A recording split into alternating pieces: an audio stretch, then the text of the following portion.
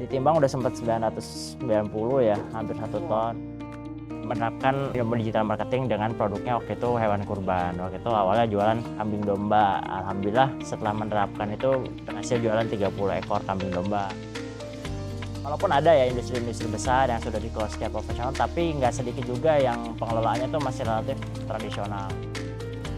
Perkenalkan, saya Farli Ramadan dari Kandang Juragan, lokasi kami di Ciampea, Bogor. Saya latar belakang pendidikannya S1 Ekonomi Syariah di IPB. Saya emang pengennya menjadi pengusaha kebetulan. Tapi memang karena di IPB ya memang ada ketertarikan juga di usahanya bidang pertanian lah, pertanian atau peternakan gitu. Awalnya sih pertama banget ya, waktu itu belajar peternakannya ikut pelatihan dulu. Waktu itu sih ternak kambing domba awalnya. Kemudian baru ya sambil berjalan sih akhirnya ketemu partner waktu itu, ketemu teman, dia udah pengalaman, ya udah kita join bareng, kemudian ya sambil berjalan sambil belajar gitu. Orang tua usaha juga cuma bukan di peternakan.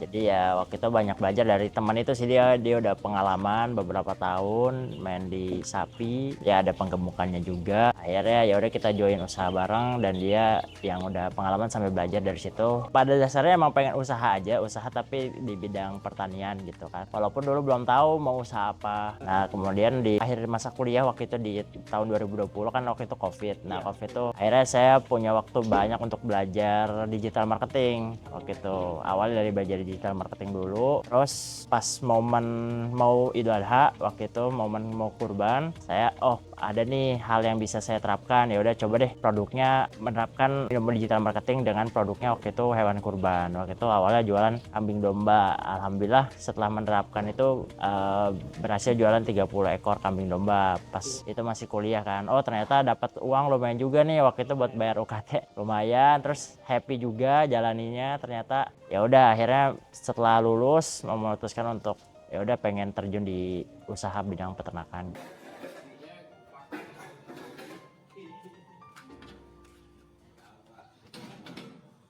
Kita cuma belajar digital marketing, kita praktekkan, kebetulan takdirnya membawa ke sini gitu. Memang kalau di kami itu kan mengadakannya programnya titip sapi ya. Jadi orang-orang yang mau pelihara sapi terus mendapat keuntungan kebanyakan dari sapi itu beli sapinya di kami, kemudian digemukkan di sini, nanti kami yang jualkan. Jadi sistemnya seperti itu sih. Jadi rata-rata sudah ada yang punya untuk pemilik titip sapinya gitu. Mayoritas di sini sudah ada yang punya. Nah, kemudian kami saat ini fokus pada penggemukan untuk Idul Adha. Jadi masih itu aja sih, belum merambah ke yang lain, misalkan ke daging itu masih belum. Jadi saat ini hanya fokus pada penggemukan dan dijualnya saat Idul Adha. Karena kita fokus hanya di sini, jadi 6 bulan sampai 1 tahun. Jenisnya kita cukup lengkap ya. Itu sekitar ada 8 jenisan ya, dari Pegon, terus Simmental, Limousin, Angus, kemudian ada SO, ada PO, ada Brahman, terus kemudian ada juga sapi Bali. Kemarin ada juga tambahan yang terakhir tuh datang, ada Belgian Blue juga. Terus 50 ekor udah maksimal kayaknya.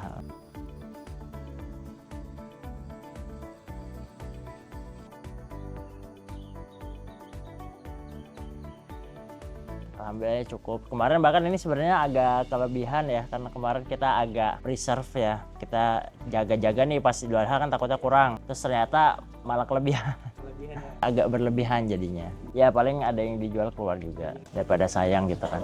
Ini total lokasi 3 hektar, tapi kalau kebun yang ada di sini mungkin sekitar 1,2 hektar ya di Jawanya. Kita ada juga di luar sih. Jadi total kebun sekitar 3 hektar. Recordingnya ada, paling sih bobot ya, awal masuk dari mana, awal masuk terus bobot paling, terus sama paling ada recording kesehatan aja sih. Ya belum yang terlalu gimana-gimana, tapi ya paling biosecurity-nya kita biasanya pertama pas datang disemprot disinfektan ya pas datang dari luar. Kemudian yang kedua ada kandang karantina, yang di atas itu sebenarnya kandang karantina selama 14 hari. Lalu dulu kita pernah pengalaman ada yang masukkan dari luar, dari Jawa Timur, terus karena akhirnya ketular PMK.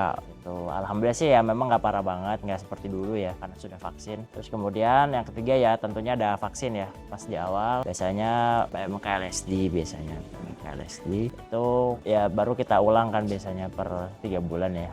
Kemudian paling kalau misalkan lagi banyak ya, udah lagi cukup banyak secara populasi, biasanya kita ada penyemprotan disinfektan rutin setiap hari ya. Apalagi di masa-masa misalkan di luar juga lagi banyak yang sakit, lalu lintas ternaknya lagi padat, biasanya kan itu banyak penyebaran penyakit kan. Itu biasanya kita pakaiin disinfektan secara rutin. Terus ya setiap bulan sekali ada penyuntikan vitamin. Dulu awal-awal kena 2022 kan ya, awal 2022 itu kita kena juga waktu hamil 2 minggu Idul Adha tuh kita kena. Pas awal malah nggak ada, justru karena kita waktu itu juga sapinya memang belum banyak ya, terus sapinya nggak ada yang besar-besar banget. Ya medium lah, paling gede 500 kiloan. Jadi nggak ada yang tumbang kan. Terus kemarin ini kena kita ada beberapa ekor yang tumbang, ada 3 ekoran. Yang satu memang sapinya besar. Paling kemarin 900-an ya.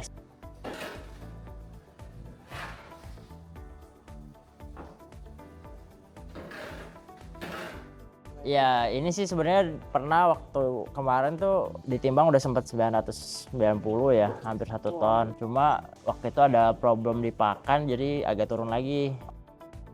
Ya, yang pertama pastinya persiapkan pertama kandangnya dulu yang nyaman ya. Sebenarnya kita juga ada evaluasi di kandang. Yang kedua bakalan ya. Bakalan itu utama sih, apalagi kita penggemukan. Kayaknya semua sih ya untuk produksi bakalan tuh sangat penting ya untuk lebih dari genetiknya kan. Kita ngelihat dari posto dan sebagainya. Nah, itu kita pilih yang bagus. Kemudian yang ketiga lagi yang paling utama yaitu adalah pakan ya.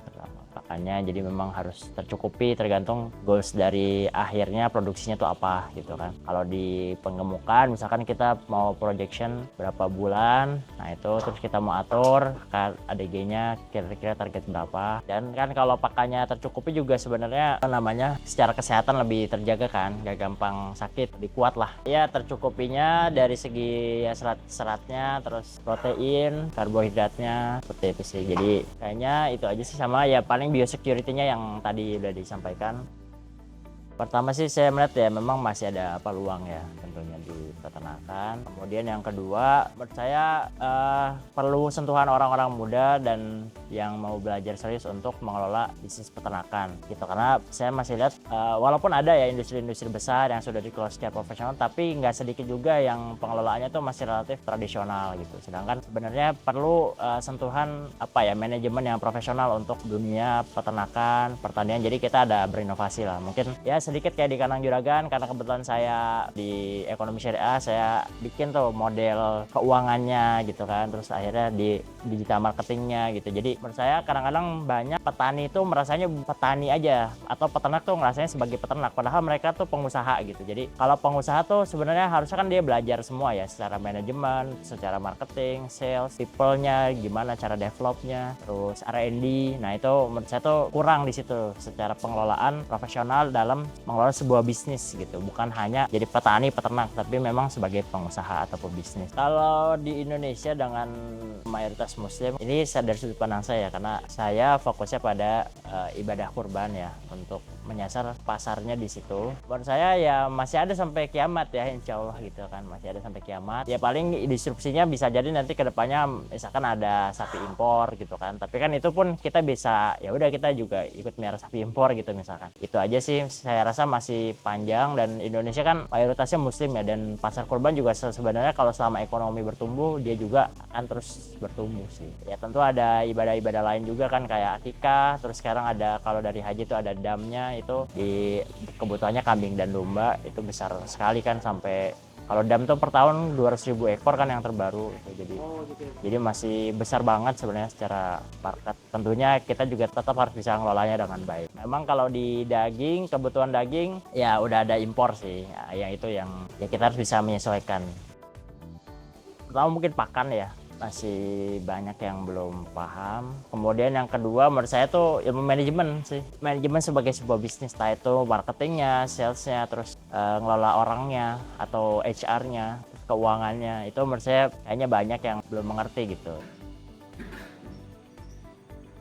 paling gimana caranya pemerintah tuh serius ya. Jadi kami berharap sih pemerintah lebih serius untuk di masalah pembibitan atau breeding. Itu sebenarnya kan kita gimana bisa sustainable atau bisa swasembada itu kan sebenarnya dari breeding gitu kan. Itu sedangkan kalau breeding yang dikelola oleh swasta kayaknya cukup berat ya. Itu kayaknya kalau dipaksa dikelola swasta lebih berat. Kemudian yang kedua ya lebih pro terhadap peternak lokal. Jadi memang kayak sekarang sih sebenarnya saya udah bagus ya, apalagi semenjak pemerintahan yang terbaru Pak Prabowo kan memang sudah pro terhadap peternak lah dengan mengimpor indukan-indukan bunting dan lebih mengimpor sapi bakalan atau betina bunting daripada daging beku kan. Nah itu sebenarnya udah langkah yang cukup bagus. Tapi tinggal gimana kebijakan itu terus dijaga ya bertahun-tahun, karena pasti untuk perjalanan bisa Indonesia swasembada misalkan dalam hal ini sapi ya itu bukan perjalanan yang sebentar gitu, yang singkat itu sih. Jadi biar kebijakannya terus berlanjut. Prinsip hidupnya sih